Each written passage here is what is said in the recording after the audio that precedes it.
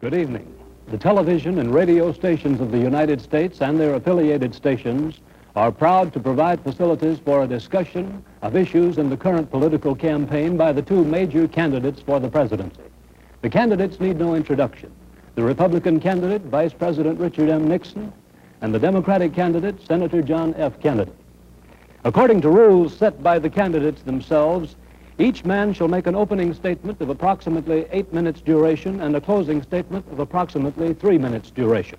In between, the candidates will answer or comment upon answers to questions put by a panel of correspondents. In this, the first discussion in a series of 4 joint appearances, the subject matter has been agreed will be restricted to internal or domestic American matters. And now for the first opening statement by Senator John F. Kennedy.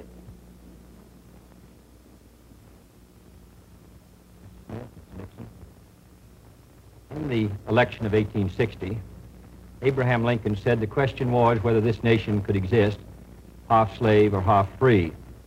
In the election of 1960, and with the world around us, the question is whether the world will exist half slave or half free, whether it will move in the direction of freedom, in the direction of the road that we are taking, or whether it will move in the direction of slavery. I think it will depend in great measure upon what we do here in the United States, on the kind of society that we build, on the kind of strength that we maintain.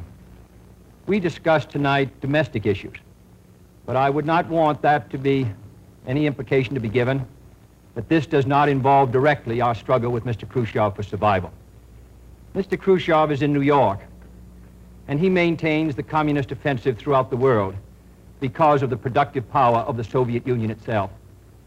The Chinese communists have always had a large population, but they are important and dangerous now because they are mounting a major effort within their own. The kind of country we have here, the kind of society we have, the kind of strength we build in the United States will be the defense of freedom. If we do well here, if we meet our obligations, if we're moving ahead, then I think freedom will be secure around the world. If we fail, then freedom fails. Therefore, I think the question before the American people is, are we doing as much as we can do? Are we as strong as we should be? Are we as strong as we must be if we're going to maintain our independence? And if we're going to maintain and hold out the hand of friendship to those who look to us for assistance, to those who look to us for survival? I should make it very clear that I do not think we're doing enough, that I am not satisfied as an American with the progress that we're making. This is a great country, but I think it could be a greater country. And this is a powerful country, but I think it could be a more powerful country. I'm not satisfied to have 50% of our steel mill capacity unused.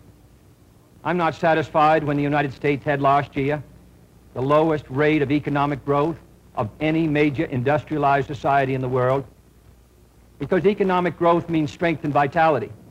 It means we're able to sustain our defenses. It means we're able to meet our commitments abroad.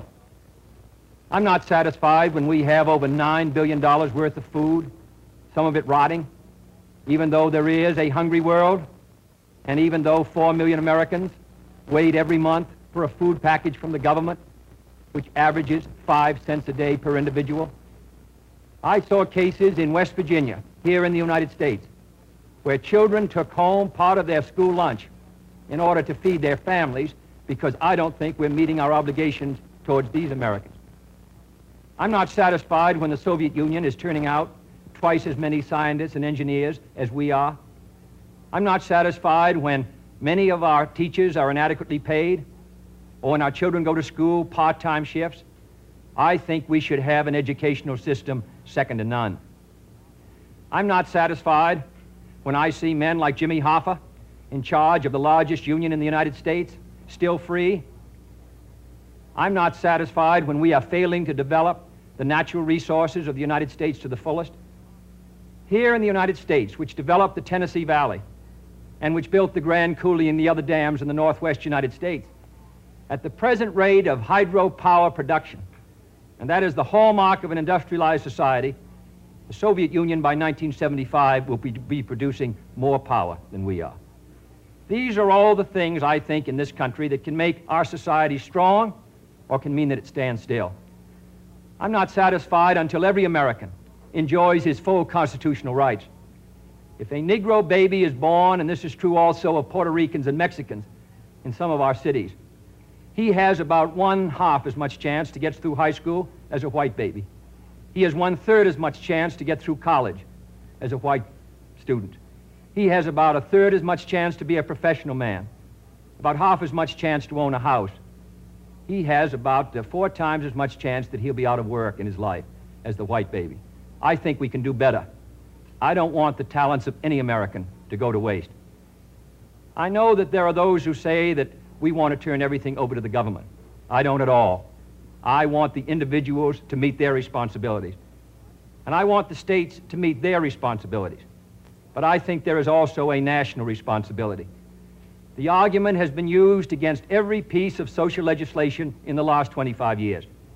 The people of the United States individually could not have developed the Tennessee Valley. Collectively, they could have. A cotton farmer in Georgia, or a peanut farmer, or a dairy farmer in Wisconsin or Minnesota, he cannot protect himself against the forces of supply and demand in the marketplace, but working together in effective governmental programs, he can do so. 17 million Americans who live over 65 on an average Social Security check of about $78 a month, they're not able to sustain themselves individually, but they can sustain themselves through the Social Security system. I don't believe in big government, but I believe in effective governmental action. And I think that's the only way that the United States is going to maintain its freedom. It's the only way that we're going to move ahead. I think we can do a better job. I think we're going to have to do a better job if we are going to meet the responsibilities which time and events have placed upon us. We cannot turn the job over to anyone else. If the United States fails, then the whole cause of freedom fails. And I think it depends in great measure on what we do here in this country. The reason Franklin Roosevelt was a good neighbor in Latin America was because he was a good neighbor in the United States. Because they felt that the American society was moving again. I want us to recapture that image. I want people in Latin America and Africa and Asia to start to look to America, to see how we're doing things, to wonder what the President of the United States is doing, and not to look at Khrushchev or look at the Chinese communists. That is the obligation upon our generation. In 1933, Franklin Roosevelt said in his inaugural that this generation of Americans has a rendezvous with destiny. I think our generation of Americans has the same rendezvous. The question now is, can freedom be maintained under the most severe attack it has ever known? I think it can be. And I think in the final analysis, it depends upon what we do here. I think it's time America started moving again. And now the opening statement by Vice President Richard M. Nixon. Mr. Smith, Senator Kennedy, the things that Senator Kennedy has said, many of us can agree with. There is no question but that we cannot discuss our internal affairs in the United States without recognizing that they have a tremendous bearing on our international position. There is no question but that this nation cannot stand still because we are in a deadly competition, a competition not only with the men in the Kremlin, but the men in Peking. We're ahead in this competition, as Senator Kennedy, I think, has implied. But when you're in a race, the only way to stay ahead is to move ahead.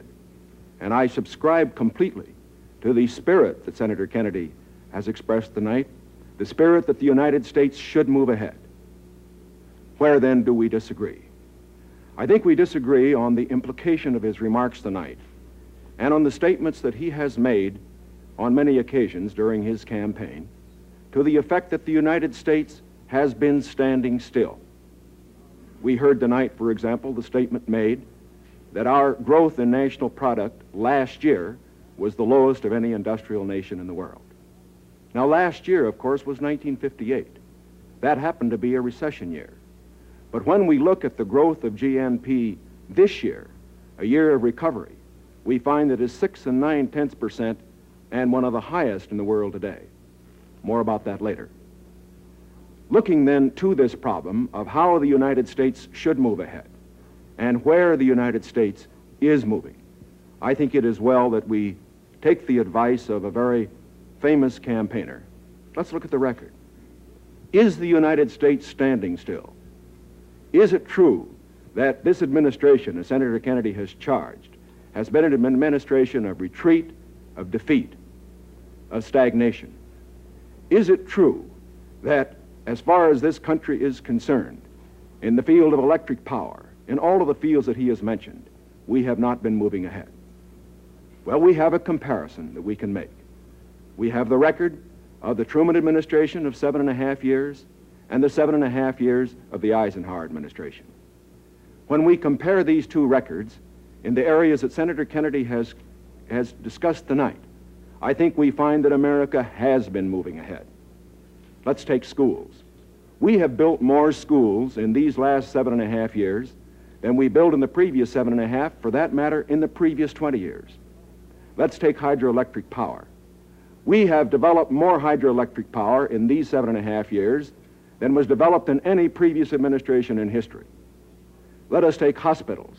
We find that more have been built in this administration than in the previous administration. The same is true of highways. Let's put it in terms that all of us can understand.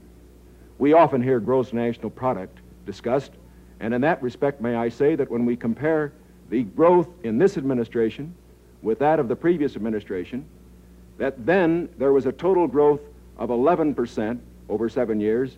In this administration, there's been a total growth of 19% over 7 years. That shows that there's been more growth in this administration than in its predecessor. But let's not put it there. Let's put it in terms of the average family. What has happened to you? We find that your wages have gone up 5 times as much in the Eisenhower administration as they did in the Truman administration. What about the prices you pay?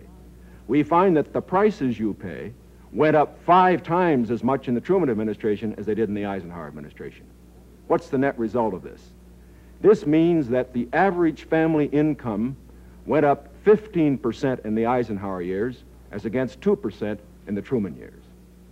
Now, this is not standing still.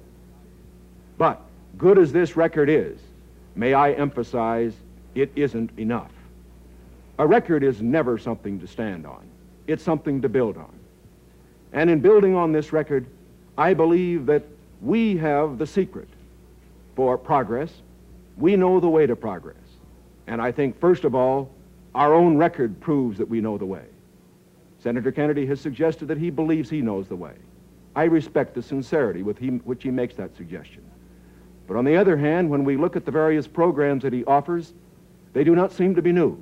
They seem to be simply retreads of the programs of the Truman administration which preceded it. And I would suggest that during the course of the evening he might indicate those areas in which his programs are new, where they will mean more progress than we had then. What kind of programs are we for? We are for programs that will expand educational opportunities, that will give to all Americans their equal chance for education, for all of the things which are necessary and dear to the hearts of our people.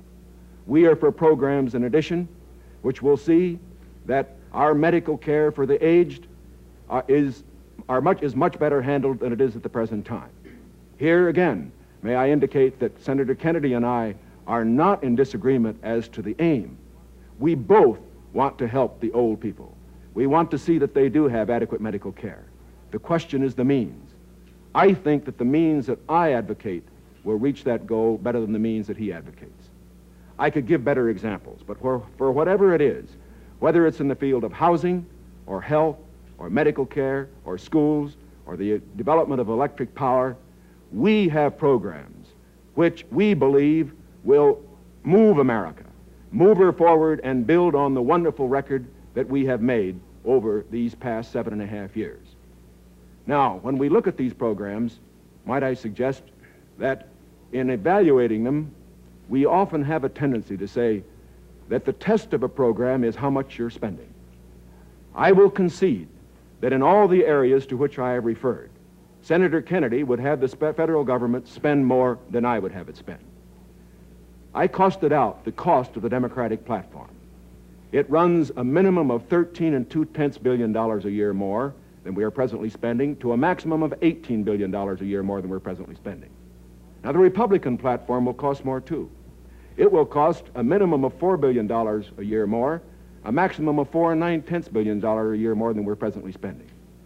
Now, does this mean that his program is better than ours? Not at all.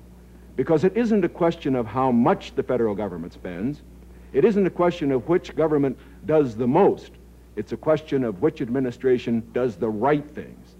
And in our case, I do believe that our programs will stimulate the creative energies of 180 million free Americans.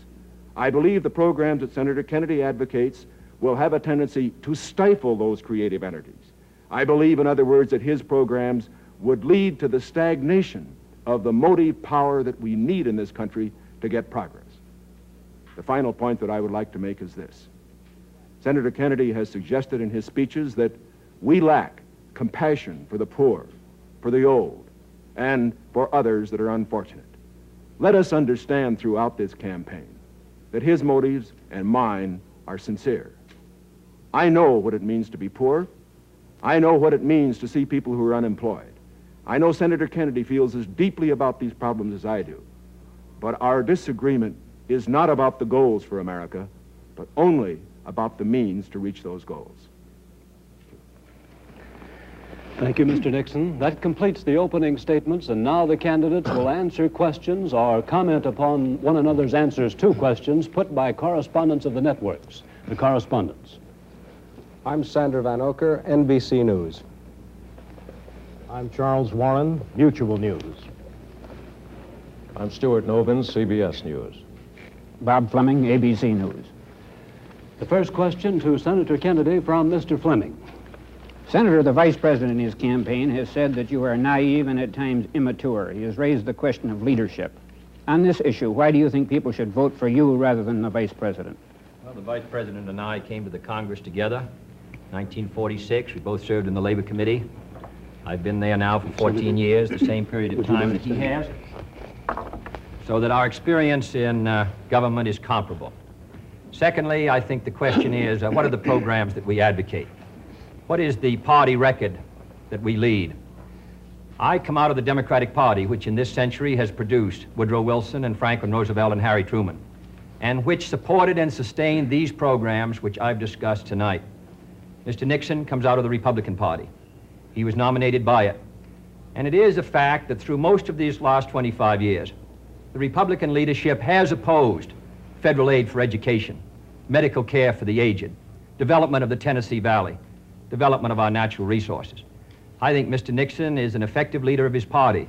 I hope he would grant me the same. The question before us is, which point of view and which party do we want to lead the United States? Mr. Nixon, would you like to comment on that statement? I have no comment.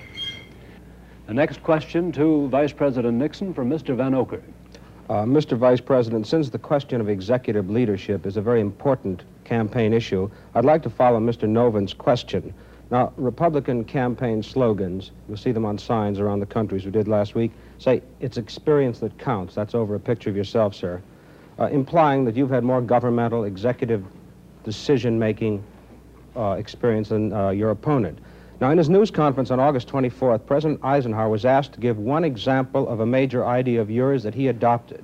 His reply was, and I'm quoting, "If you give me a week, I might think of one. I don't remember." Now, that was a month ago, sir, and the President hasn't brought it up since. And I'm wondering, sir, if you can clarify which version is correct, the one put out by Republican campaign leaders or the one put out by President Eisenhower? Well, I would suggest, Mr. Van Oker, that if you know the President, that was probably a facetious remark. I would also suggest that insofar as his statement is concerned, that I think it would be improper for the President of the United States to disclose the instances in which members of his official family had made recommendations, as I have made them through the years, to him which he has accepted or rejected. The President has always maintained, and very properly so, that he is entitled to get what advice he wants from his cabinet and from his other advisors without disclosing that to anybody, including, as a matter of fact, the Congress. Now, I can only say this. Through the years, I have sat in the National Security Council. I have been in the cabinet. I have met with the legislative leaders. I have met with the President when he made the great decisions with regard to Lebanon, Kimoy Matsu, other matters. The President has asked for my advice. I have given it. Sometimes my advice has been taken, sometimes it is not. I do not say that I have made the decisions, and I would say that no president should ever allow anybody else to make the major decisions. The president only makes the decisions. All that his advisors do is to give counsel when he asks for it. As far as what experience counts and whether that is experience that counts, that isn't for me to say. I can only say that my experience is there for the people to consider. Senator Kennedy's is there for the people to consider. As he pointed out, we came to the Congress in the same year. His experience has been different from mine. Mine has been in the executive branch. His has been in the legislative branch. I would say that the people now have the opportunity to evaluate his as against mine, and I think both he and I are going to abide by whatever the people decide. Senator Kennedy? Well, I'll just say that the question is of experience, and the question also is what our judgment is of the future, and what our goals are for the United States, and what ability we have to implement those goals. Abraham Lincoln came to the presidency in 1860 after a rather little-known session in the House of Representatives, and after being defeated for the Senate in 58 and was a distinguished president. There is no certain road to the presidency. There are no guarantees that if you take one road or another that you will be a successful president. I have been in the Congress for 14 years. I have voted in the last 8 years when the Vice President was presiding over the Senate and meeting his other responsibilities. I have met decisions over 800 times on matters which affect not only the domestic security of the United States, but as a member of the Senate Foreign Relations Committee. The question really is, which candidate and which party can meet the problems that the United States is going to face in the 60s?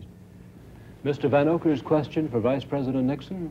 Mr. Vice President, in one of your earlier statements, you said, we've moved ahead, we've built more schools, we've built more hospitals. Now, sir, isn't it true that the building of more schools is a local matter for financing? Were you claiming that the Eisenhower administration was responsible for the building of these schools, or is it the local school districts that provide for them? Not at all. As a matter of fact, your question brings out a point that I'm very glad to make. Too often, in appraising whether we are moving ahead or not, we think only of what the federal government is doing. Now, that isn't the test of whether America moves.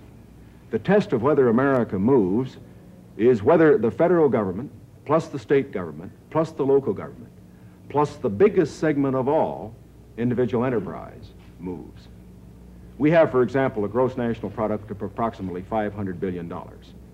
Roughly $100 billion to $125 billion of that is the result of government activity. $400 billion, approximately, is a result of what individuals do. Now, the reason the Eisenhower administration has moved, the reason that we've had the funds, for example, locally, to build the schools and the hospitals and the highways, to make the progress that we have, is because this administration has encouraged individual enterprise. And it has resulted in the greatest expansion of the private sector of the economy that has ever been witnessed in an 8-year period. And that is growth. That is the growth that we are looking for. It is the growth that this administration has supported and that its policies have stimulated. Senator Kennedy? Well, I must say, I think the reason that the schools have been constructed is because the local school districts were willing to increase the property taxes to a tremendously high figure, and in my opinion, almost to the point of diminishing returns in order to sustain these schools. Secondly, I think we have a rich country, and I think we have a powerful country. I think what we have to do, however, is have the president and the leadership set before our country exactly what we must do in the next decade if we're going to maintain our security in education, in economic growth, in development of natural resources. The Soviet Union is making great gains. It isn't enough to compare what might have been done 8 years ago, or 10 years ago, or 15 years ago, or 20 years ago. I want to compare what we're doing with what our adversaries are doing, so that by the year 1970, the United States is ahead in education, in health, in building, in homes, in economic strength. I think that's the big assignment, the big task, the big function of the federal government.